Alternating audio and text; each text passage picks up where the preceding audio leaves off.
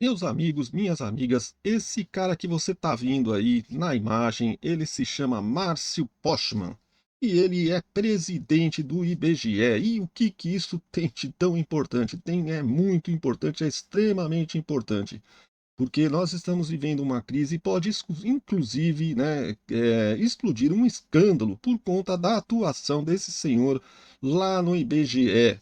Acontece que já há indícios muito grandes de que ele estaria maquiando os dados das contas públicas em vários indicadores, né, como desemprego, inflação, é, PIB, todas essas coisas que são calculadas pelo IBGE, ele pode estar maquiando para parecer que o governo está tendo um resultado melhor do que na verdade está tendo.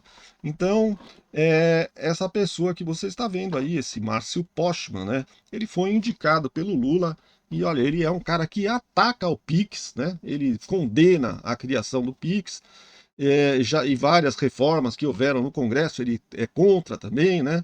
Ele já defendeu jornada de 12 horas semanais, imposto de renda de 60%. Olha a cabeça do cara, ele quer cobrar 60% de imposto de renda. Meu Deus do céu, o cara é piradinho. Ele é ligado ao PT e foi acusado de aparelhar politicamente o IPEA. O IPEA é um instituto aí também do governo, né? E ele já tinha trabalhado nesse IPEA e já tinha tido lá um problema, um pequeno escândalo por conta da sua atuação nesse IPEA. Então você vê que ele já tem antecedentes, né? É um cara bastante controverso e não foi bem aprovada a indicação dele justamente por conta desses antecedentes que ele tinha e dessas opiniões que ele tem, aí, opiniões extremamente radicais, né? E ele é um petista fanático, Lula afetivo, adorador do Lula e um puxa-saco, né? A verdade é o seguinte, é um puxa-saco do Lula e por isso que o Lula coloca ele aí em cargos importantes e colocou ele no IBGE, justamente por conta disso, né? Bom, pessoal, e aí agora o pessoal começou a acordar, a mídia parece que agora ou parou de fingir que estava dormindo, né? Ou resolveu acordar, né? E falar a verdade. Então tivemos aí na Bandeirantes uma reportagem, eu vou mostrar para vocês o Oineg falando justamente sobre isso, e depois eu vou mostrar também o Segré, o Gustavo Segré, lá da Revista Oeste, aquele que era da Jovem Pan, e falando sobre esse caso do IBGE, o que está acontecendo no IBGE. Isso pode explodir um grande escândalo de proporções internacionais, porque, veja bem, o IBGE é uma instituição que é uma instituição comandada aí pelo governo, mas ela é uma instituição que ela tem que ter uma respeitabilidade e confiabilidade, porque esses dados que são passados no IBGE, eles são distribuídos para todos os países, no exterior, né? As pessoas investem no Brasil confiando de que os dados do IBGE sejam corretos. Se você vai investir num país que você sabe que o que os institutos lá estão falando é tudo mentira, e os dados são falsos, você não vai correr o risco de investir num lugar desse. É essa a questão maior de todas, né? Porque isso pode trazer problemas gigantescos para o Brasil. E a se confirmar de que realmente ele está manipulando e maquiando os dados só para parecer que o Lula está melhor na foto do que na verdade está, a coisa vai pegar e esse pode ser o novo escândalo que vai detonar de vez o governo Lula para sempre, vai acabar de vez aí com o Lula para sempre. Bom, pessoal, vamos assistir aqui direto aí para vocês verem a fala do Oineg e também do Segré. Vamos lá. O IBGE volta a viver uma crise por causa de discordâncias entre gerentes e a presidência. Entre as demissões está a da responsável pelo departamento que mede o PIB. A divulgação do número que mostra o crescimento da economia vai ser em março. O clima entre a direção do IBGE, presidido pelo economista Márcio Postman, e os servidores das áreas técnicas não é nada bom.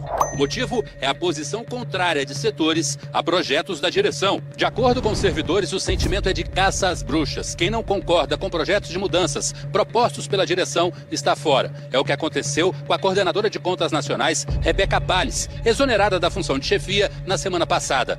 Ela comandava o setor que calcula o Produto Interno Bruto.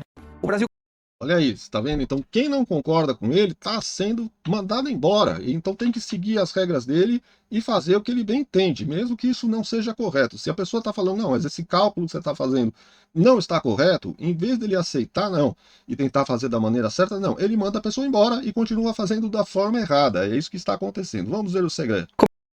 O Brasil comemora uma taxa de desemprego em torno de 5,1%, a menor da série histórica oficial do IBGE.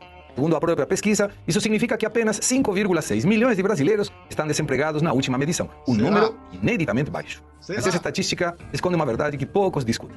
Pelas regras do IBGE, quem trabalhou ao menos uma hora na semana é considerado empregado, mesmo que sem remuneração ou com rendimento insignificante. Ou seja, um brasileiro que passou uma hora trabalhando pode entrar na conta dos ocupados e assim reduzir a taxa de desemprego oficial. Essa é uma convenção técnica, mas cria uma ilusão clássica, a de que a economia está tendo um boom de emprego, quando na prática grande parte das pessoas está em funções precárias, informais, fazendo atividades que não garantem sustento digno ou pior, elas não estão procurando emprego. Um fato que destrói ainda mais esta narrativa de sucesso está no dado que o mercado de trabalho brasileiro, segundo o Ministério do Trabalho, registrou a abertura líquida de 1.279.493 vagas com carteira assinada em 2025. O pior acumulado do ano desde 2020. Somente em dezembro, houve fechamento de 618.164 vagas, o pior resultado para o mês desde 2020. Olha o que ele falou, somente em dezembro houve um fechamento de um monte de vagas de trabalho.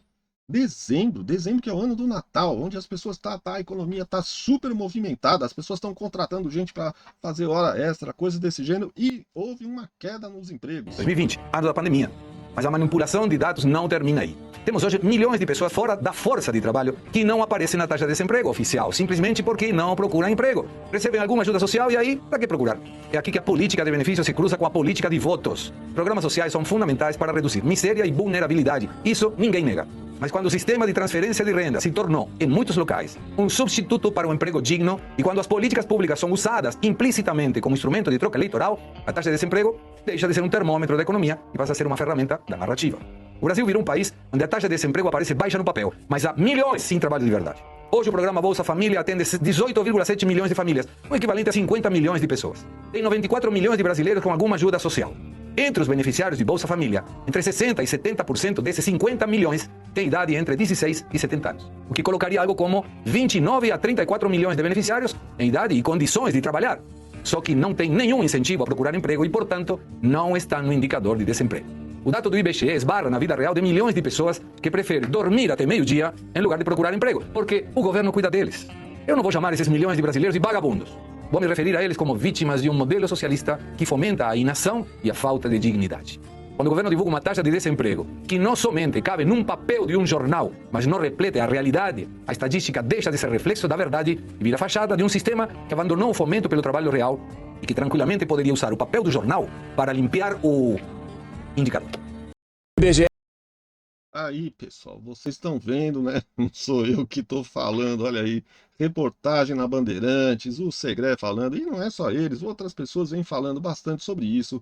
Nós estamos vivendo aí uma... Bom, vocês sabem que o PT é especialista na maquiagem de dados. A presidenta, né, como eles gostam de falar, a presidenta Dilma, né, a da mandioca, ela foi impeachmentada justamente por conta da maquiagem que ela fez nas contas públicas antes da reeleição, né, antes da eleição a qual ela conseguiu se reeleger. Ela deu aquelas pedaladas fiscais que possibilitaram com que ela fosse impeachmentada depois. E essas pedaladas fiscais eram justamente para maquiar as contas, parecer que estava tudo bem, quando na verdade o governo estava com um rombo gigantesco e absurdo, né? E aí depois que passou as eleições, aí veio tudo à tona e ela teve até que trocar de ministro da Fazenda, tirou o Guido Mantega, que era o ministro dela, e botou um outro ministro, né, mais alinhado ali com o mercado, com um cara mais normal, né? Não, o Guido Mantega foi o pior ministro da economia que o Brasil já teve, e agora o Haddad está concorrendo com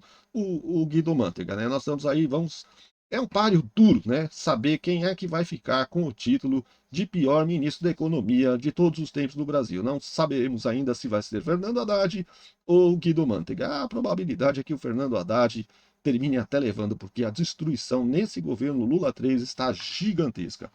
Bom, pessoal, é isso aí, né? Eu espero que vocês tenham gostado aí do vídeo, né? Eu já falei várias vezes aqui no canal sobre essa questão de que esses dados do desemprego, que a mídia não cansa de ficar falando, aí toda hora estão falando, nunca tivemos um desemprego tão baixo, tal. Eu vivo falando, isso é mentira, não é verdade. As pessoas que estão recebendo o Bolsa Família não estão entrando na conta do desemprego. Como é que você pode calcular um desemprego dessa maneira? Se as pessoas que recebem ajuda do governo não são consideradas desempregadas?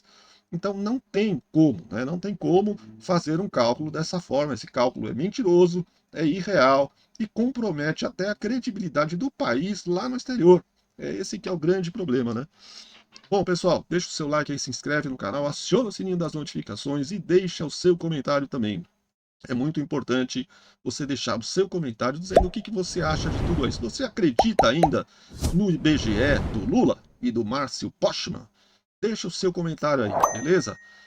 Voltem para assistir novos vídeos. Um grande abraço e fiquem com Deus.